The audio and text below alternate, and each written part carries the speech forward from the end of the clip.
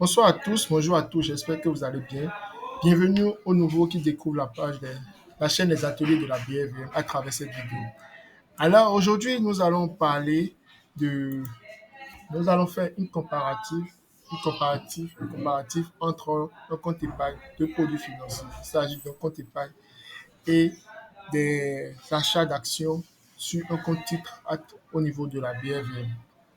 Alors nous allons prendre deux cas de deux personnes ayant fait le même dépôt sur la même période et voir ce qu'ils auraient gagné tout un chacun au cours de cette période.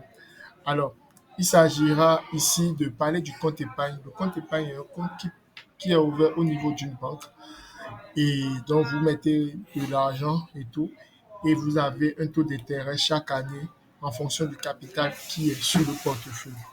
Et vous avez le compte titre. Le compte titre, c'est un compte qui se crée au niveau d'une société de gestion intermédiaire qui vous permet de mettre de l'argent sur ce compte et de pouvoir acquérir des produits financiers du marché de la BRVM ou bien d'autres marchés, si c'est sur d'autres marchés. Mais nous parlons uniquement de la BRVM. Donc, ça vous permet d'acheter des actions ou des obligations au niveau de la BRVM. Alors, ici, nous allons rentrer dans une situation assez pratique de deux personnes. Il s'agit de Kojo et Nora ayant 1 million sur eux en 2019 et qui ont décidé de sécuriser cet argent afin qu'elles fassent des bénéfices ou bien qu'elles soient sécurisées. Alors, Kojo, lui, il a décidé d'investir, de mettre son argent sur la BOA du Bénin, la Bank of Africa du Bénin, en un compte épargne de 4%. Je prends le compte épargne BOA parce que Bénin, parce que vous allez comprendre pourquoi j'utilise la BOA, l'entreprise BOA. Alors, à la première année 2019, au dépôt à la fin de l'année, 4%, ça fait 40 000, ça fait 1 million 40. En 2020, c'est 1 million en 4%, ça fait 41 600, ça fait 1 million 81 600. En 2021, 1 million 81 600, 4%, ça fait 43 264, ce qui fait 1 million 112 480. 1 million 112 484. Et en 2022, on a les 1 million 124 864 de 4% encore qui donne 44 994, ce qui fait 1 million 169 858. Et en 2023, 1 million 169 058 de 4% qui fait 46 794, ce qui fait 1 million 121 652 francs CFA. Alors, suivant ce récap, nous avons la somme des plus-values qui a été réalisée, ce qui donne la somme des plus-values sur les 5 années, ce qui fait 216 000 plus les 1 million, ça fait 1 million 216 000 francs CFA. Ce qui permet d'avoir, comment on appelle, c'est 1 million, comment, un taux d'intérêt de 18% sur l'ensemble des 1 million de capital sur 5 ans. Alors, dans la même condition, Nora a utilisé un autre produit financier. Elle a eu la chance de connaître la BFVM, la Bourse régionale de valeurs mobilières. Elle s'est renseignée et tout. Et avec ses compétences acquises, elle a acheté des actions. Elle a acheté des actions de la BOA du Bénin. La BOA, les actions de la BOA du Bénin. Donc, elle est actionnaire au niveau de la BOA du Bénin. Donc, avec ses 1 million, elle a acheté des actions au prix d'achat de 1805 francs CFA pour une quantité de ce qui permet de faire 1800 divisé par 1 million divisé par 1800, ce qui donne la quantité qu'elle aura. Ça fait 554 actions. Alors, ce qui a été utilisé ici, ce sont des données qui sont ici, des données je viens sur la BOA ici, la société, pour avoir les données. Je ferai une autre vidéo pour parler de cet outil Sika Finance. Donc, vous avez la Bank of Africa, un peu d'histoire de la société, des informations sur le dirigeant, tout et tout, et le nombre de titres. Ouais, il y a 40 561 048 actions de l'ensemble de la BOA. Et en flottant, on a 44%, ce qui signifie qu'il y a 44% de ces actions qui sont au niveau de du marché. Donc, les autres actionnaires, c'est la BOA West Africa, la holding de BOA, des BOA de l'ensemble de l'UEMOA. On a la BOA qui est aussi actionnaire et ATC. Donc, il faut remarquer une première conclusion, c'est que vous n'avez pas besoin d'être riche avant d'acheter des actions ou bien d'investir au niveau de la bourse ou être actionnaire dans une entreprise. Vous pouvez être actionnaire de 10 actions. Vous êtes déjà actionnaire, même si vous êtes minoritaire par rapport à quelqu'un qui a 100 millions en valeur, 200 millions ou bien 1 milliard. Vous êtes toujours actionnaire.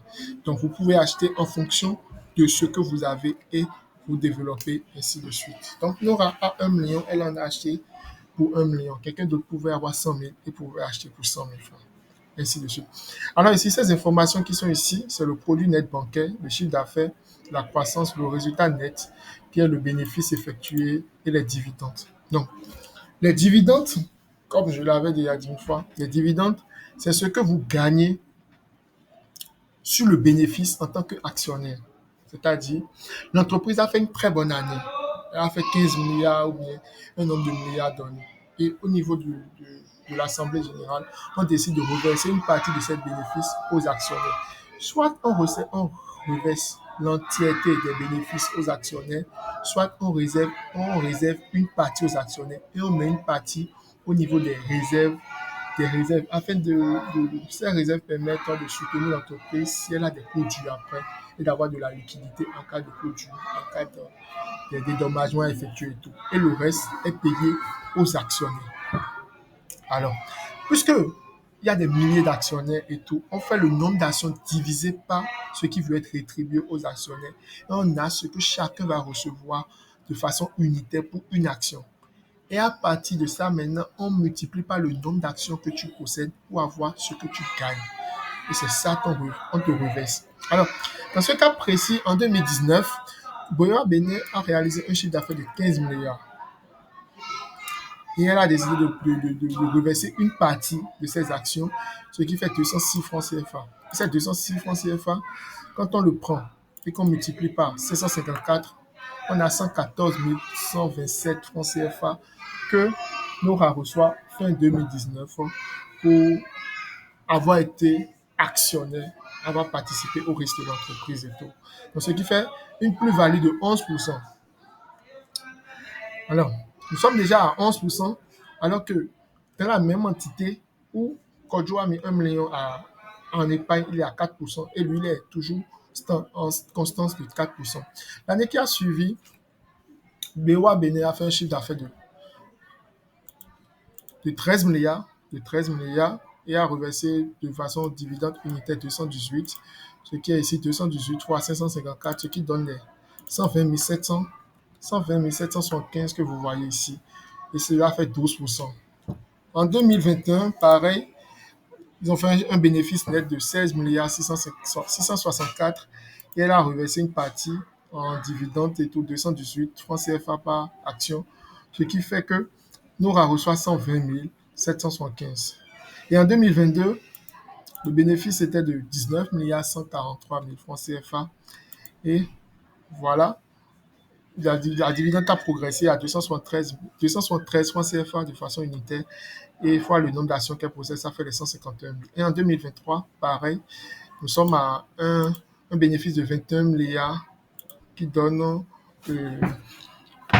en termes de dividendes net 353 francs CFA, ce qui fait 195 567 en rémunération quand on prend les 353 fois 54. Ces sous sont versés directement sur le compte titre de Nora et elle a la possibilité de demander un retrait de ces sous si elle veut l'utiliser par un virement bancaire ou soit aller à l'agence pour prendre un chèque ou une espèce. Et tout. Donc, en termes de dividendes sur ces 5 ans, Nora reçoit la somme, la somme des dividendes qu'elle a reçus, ça fait la somme, ça fait 702 493 francs CFA. Donc, avec ces dividendes, Nora, à travers ce produit financier, se fait plus de marge, plus de bénéfices par rapport à Kodjo qui s'est mis en compte épargne. Quand on évalue tout, elle est à 700 et quelques mille en termes de dividendes et Kodjo est à 200 et quelques mille. Donc, nous avons deux fois, oui, pratiquement 2,5 fois la somme que Kodjo s'est fait sur l'ensemble. Mais ce n'est pas seulement ça. Nous avons aussi ce qu'on appelle la valorisation de l'action. de l'entreprise. Puisque ici, nous sommes sur un marché et quand on dit marché, on parle d'offre et demande. Quand on dit marché, on parle de prise de valeur ou bien perte de valeur. De la même façon que vous achetez une parcelle dans une zone à 1 million et que dans 5 ans, elle s'évalue à 2 millions, 2 millions 500 parce qu'il y a eu des routes et tout, il y a eu des aménagements d'eau et électricité ou soit des projets du gouvernement, ce qui a permis au prix de la parcelle de prendre de la valeur parce que les gens se sont plus intéressés à la zone et le prix a augmenté. De cette même façon, quand vous avez une action sur le marché et tout, à travers les prouesses des chiffres de l'entreprise en termes de croissance du chiffre d'affaires, croissance du bénéfice net et de l'environnement dynamique dans lequel l'entreprise se trouve pour dégager de bons résultats et, euh, et, et verser une partie à ses actionnaires. Cela permet au prix de prendre de la valeur dans le temps. Et c'est ce que nous constatons avec la BOA du Bénin. Je vais d'abord aller sur le graphique. Ce n'est pas des trucs que je vende, les chiffres qui sont ici. Vous allez constater sur le graphique ici, quand je viens sur le graphique, vous allez constater que sur le graphique, voilà, je prends la période, ça c'est une période de 1 an, je prends la période de 5 ans. Vous allez constater que 5 ans, voilà la progression. Vous voyez, je peux le mettre même dans un autre style pour que vous le voyez. On est ici, voilà la progression. Il a quitté là, 2020, on est en 2024.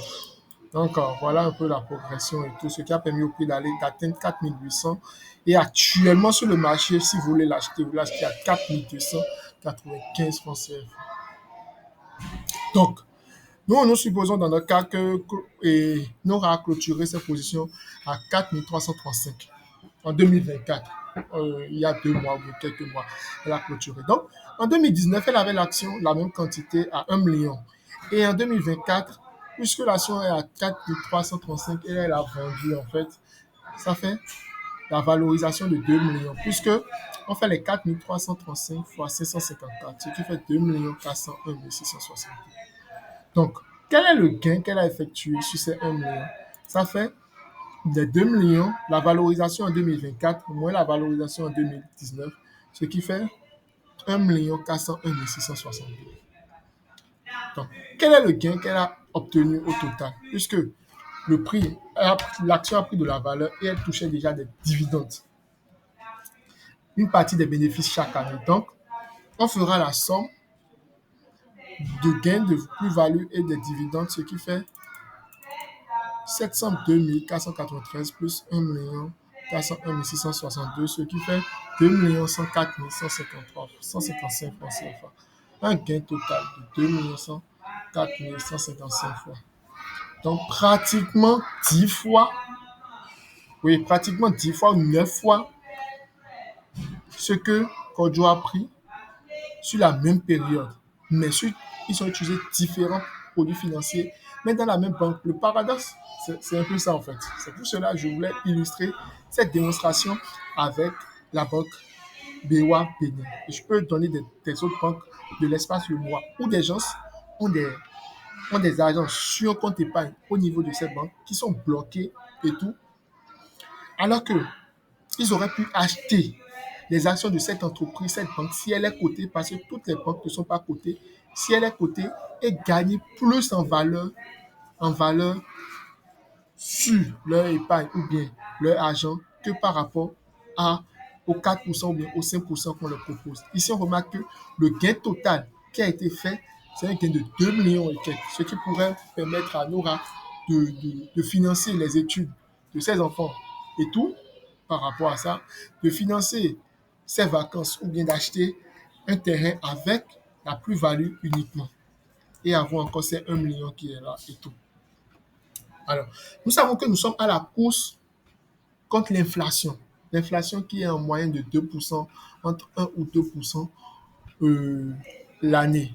Donc, votre argent perd de la valeur aussi l'année et tout. Donc, il faudrait le sécuriser dans des trucs qui permettent d'avoir plus de plus-value et tout pour dominer en fait cette inflation que nous avons. Donc, très rapidement, nous constatons que le compte titre, cette valorisation, est nettement supérieur, 9 fois supérieur à ce que l'ensemble de ce que Kodjo a engrangé sur un compte épargne dans la même banque où n'aura été actionnaire. Cela, c'est un exemple parmi tant d'autres parce que quand vous prenez le palmarès ici de la bourse ici, vous constaterez, quand je prends la hausse sur les 1 an, je n'ai même pas pris les 5 ans, vous constatez que il y a des banques ici qui ont fait plus de plus-value. C'est-à-dire que quoi? La plupart des entreprises, au moins la moitié des entreprises qui sont cotées à la BFM sur les 1 an, ont fait plus de chiffres par rapport à un intérêt de 3%. Le plus petit, c'est 5% ici. C'est vrai, il y a eu des pertes pour d'autres entreprises. Mais là aussi, il faudra étudier l'entreprise correctement et tout, avoir la connaissance pour l'étudier. Et ce n'est pas difficile. Vous n'avez pas besoin d'être Einstein ou bien un roi des finances pour faire ces analyses. Il suffit de, d'avoir l'information, de vous former par rapport à ça et vous pouvez le faire nettement mieux. Et tout. Vous voyez ici, vous avez Bank of Africa qui a fait 100%, 100% en 1 an et tout. Et ça, les raisons qu'ils ont fait peuvent être justifiées, qui sont là et qui peuvent être anticipées. Vous avez BOA Africa qui a fait 62% cette année déjà en termes de valorisation de son action. Vous avez Bank of Africa de la Côte d'Ivoire, 53%. Vous avez Société Ivoirienne, 37%. Vous avez la BOA du Bénin qui a fait il y a 32% cette année déjà. EcoBank qui a fait 22%.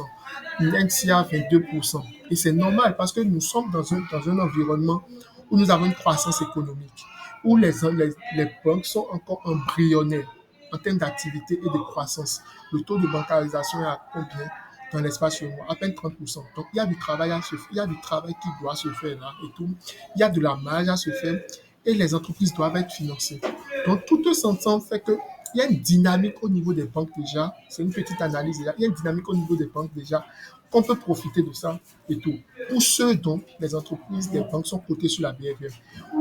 Vous voyez, ces banques, il y a des milliers de personnes qui ont uniquement leur argent en épargne là, mais qui auraient profité pour valoriser mieux leur épargne ou bien mieux une partie de leur épargne s'ils n'ont pas trop d'aversion au risque, mieux une partie de leur épargne à travers cet outil, ce produit financier et à travers ces comptes titres, à travers l'actionnariat, à travers l'actionnariat et tout. Et c'est cette information que je voudrais partager avec vous. Si vous avez des commentaires, des avis, mettez-le et nous discuterons de ça. En bas aussi, j'ai le lien de mon groupe WhatsApp et tout que vous pouvez intégrer ma communauté pour qu'on en discute et que vous ayez aussi des informations qui sont partagées et tout. Donc, si vous avez aimé, n'hésitez pas à mettre un pouce bleu, à partager avec vos amis. Merci bien. Merci et à bientôt.